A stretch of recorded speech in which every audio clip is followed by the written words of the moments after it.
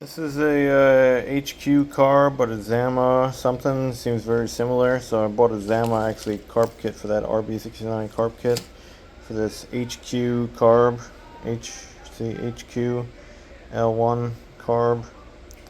And it might work, might not. We'll see in a minute. I cleaned it all out with carb cleaner already. Don't mind the screaming in the back. I just have a horrible house.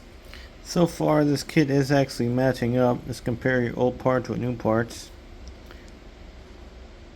Oops, this way. If I flip it 180, it matches. Yep, that matches. That's the new, that matches that. Same punch outs. Alright, good to go. Fuel pump side first. Alright, remember how it went. The foam goes first.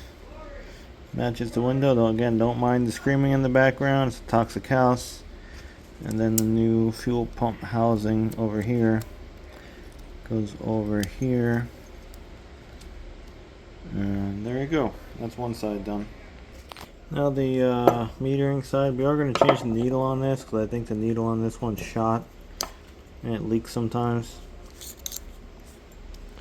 Hopefully this thing goes. I have rebuilt these with good success, and I have rebuilt ones that I still had problems, but I think it was a different thing. This diaphragm is very dry on this.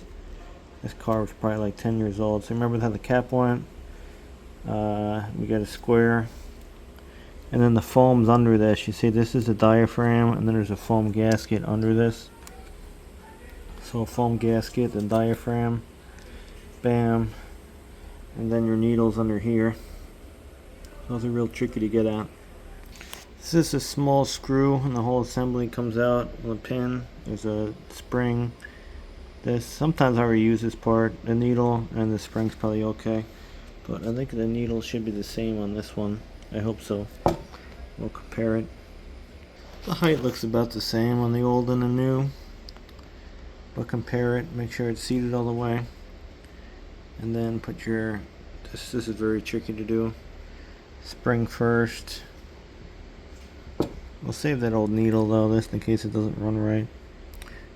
And then you gotta put the lever arm on, and then catch it. It goes this way, and then you gotta put your screw in at the same time. I can't show it because it's too complicated. Okay, that's all back together. It should move slightly as it go in and out, and it does.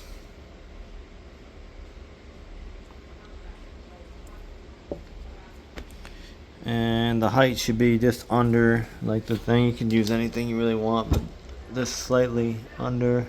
They make tools for it too, but you have to check it. That's like a millimeter under. That's pretty good.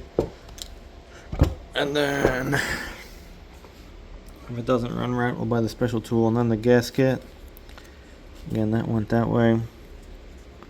Foam gasket. That has one missing hole in it, but that's fine. So you put it like that, put it like that, and back on.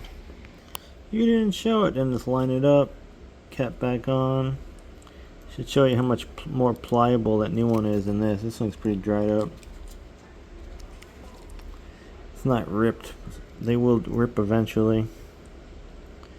And I don't know. Put the screws on. And that should be about it. Hey, shut up, dog. Shut up. Shut up. And then, hey! And then we should be all set, ready to test fire it. So anyway, H1C carb, similar to a Zama, in this case, RB69, very similar. Very similar. Might work, might not. I'm curious if the needle works. I don't know. So, like, comment, subscribe. We'll put the kit in the thing, and there you go. Maybe it'll do something because this diaphragm was pretty damn dry.